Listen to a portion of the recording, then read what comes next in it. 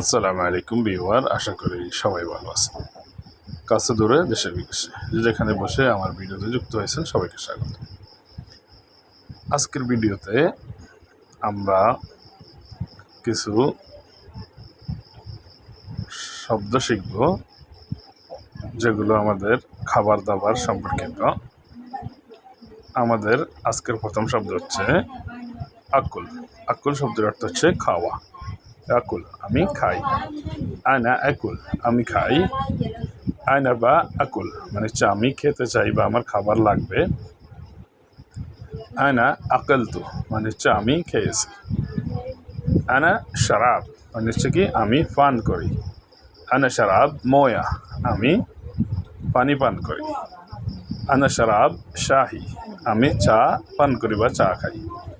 আনা শারাব আসির আমি জুস খাচ্ছি বা জুস খাই। আর এখানে আনা আকুল রোজ মানে হচ্ছে আমি ভাত খাই। আনা আকুল খবজ আমি রুটি খাই। আনা আকুল লাহাম আমি মাংস খাই। আনা আকুল ইদাম আমি তরকারি খাই।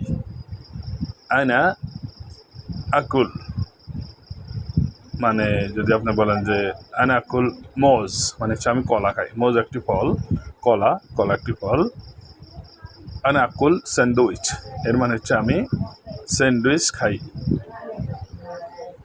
আনা আকুল পিৎজা কিন্তু আরবিতে বলা হয় পিৎজা মানে হচ্ছে আমি পিৎজা খাচ্ছি। আনা আকুল দিজাজ আমি মুরগি খাই।